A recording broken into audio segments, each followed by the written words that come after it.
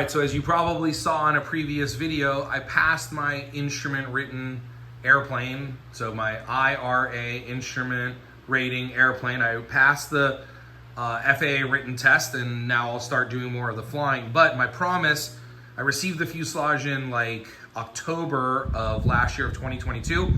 My promise was I'm not gonna touch the fuselage other than inventory till I pass the written, and I passed the written this morning, and I'm back to work. So first thing I'm doing here is we're starting obviously right here, fuselage. But I need to start cutting some angle stock. And it doesn't tell you, you get all these different sizes and shapes of angle stock, and it doesn't tell you where to cut these from.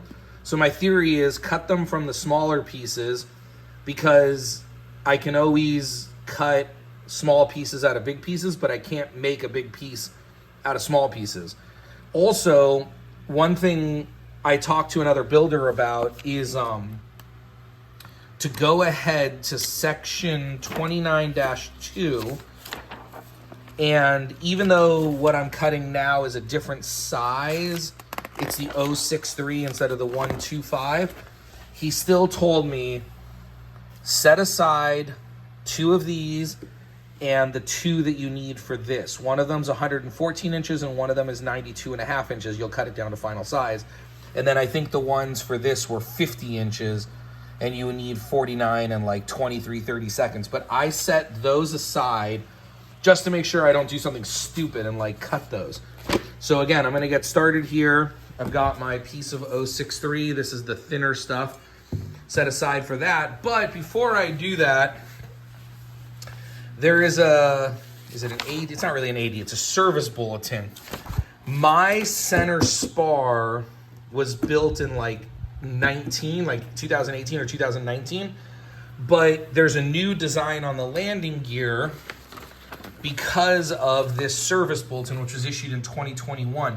Basically, like, all of the bolt holes originally, I think, were AN3 bolts, and now you'll see some of them are AN4 bolts. So they send you this jig and these stainless steel like jigs that will help you upsize the holes. So basically what he said is, when you get to page 25, where was it? Oh, when you get here, page 25-3, you go ahead and test fit your landing gear mounts to make sure that the AN3s fit through all the holes. Well, some of the holes are now AN4, so they won't fit. So at this point is where I'm going to do this. Now it tells you, obviously you're gonna wanna read through the service bulletin, it tells you which holes to upsize and how to do it. But anyways, I just wanted to talk to him to see where in the process I do that. So that's what I'm gonna be working on for probably tomorrow. And then we'll see where that takes us. Okay, so day 1, hour 1, I'm back at building after passing my written service bulletin 0007 on the main landing gear. And since my airplane's not built yet, I've read through it all. I can advance to step 19, which is putting this piece against the spar and then this template on top of it. Now this piece is so, when this piece is on there, you can kind of see there's the second piece under here. It's so here, this side doesn't have it. So that other piece sits here so that way it runs smooth and flat. And then this template fits on top of it. And now I've marked the holes. I'm gonna drill these 4 holes and these 4 holes upsized to 1/4 inch. It says 0.25,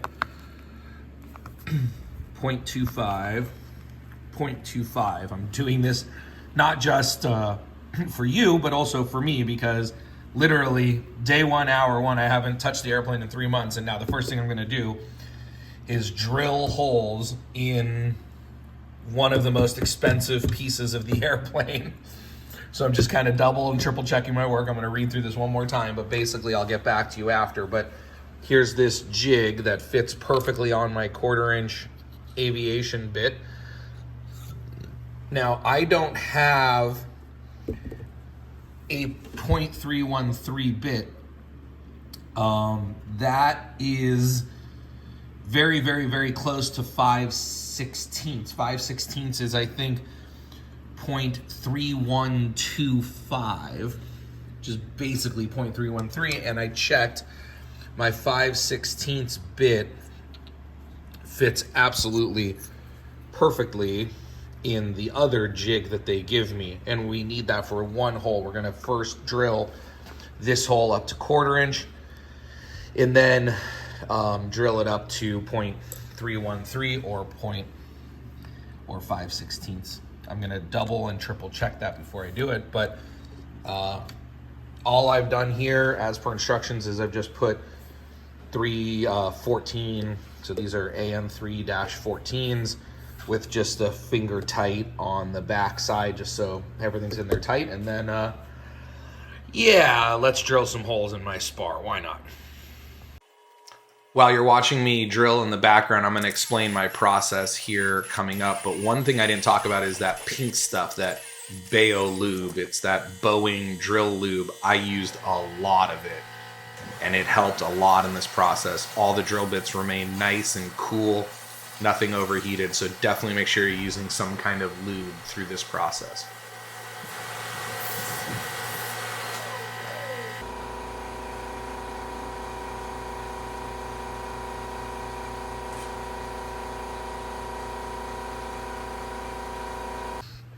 Okay, I got all 8 holes drilled, and then with the 1/4 inch, and then I upsized that with my 5/16 bit.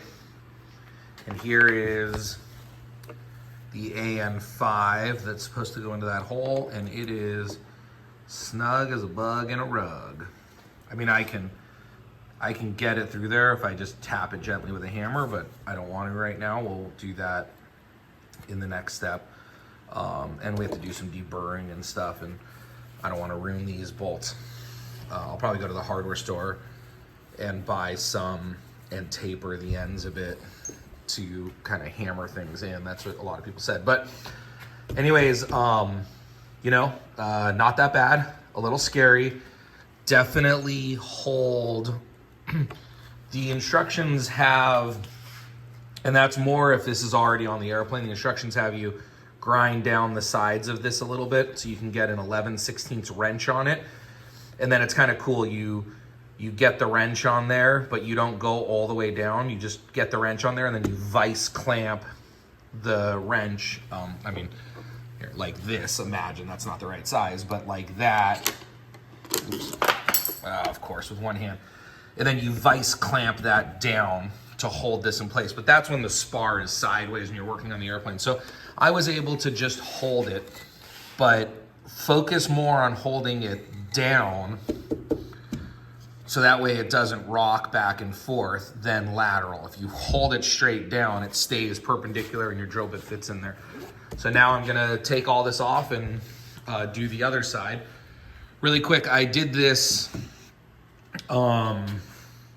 with it hanging over because I just didn't want, first of all, the bolts at the bottom and the rivets make it wobble a bit on the table.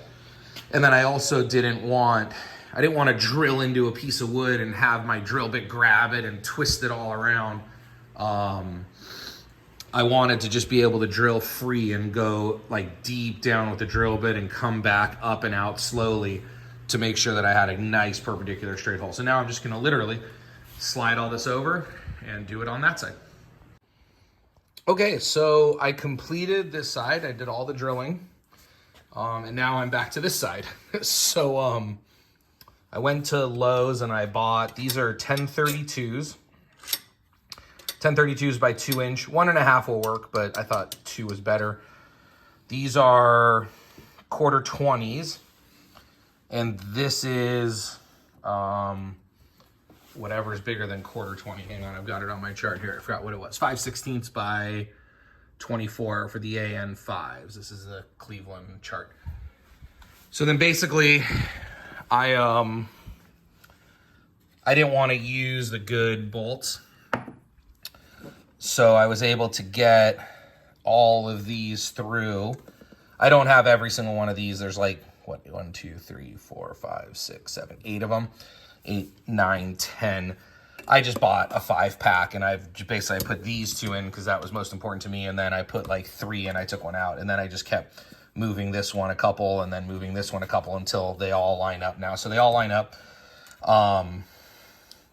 These all line up. These all line up. I had to do just a tiny bit on a few of the holes. I had to run the drill through to get, this is just the powder coating, the paint. It's not even the metal.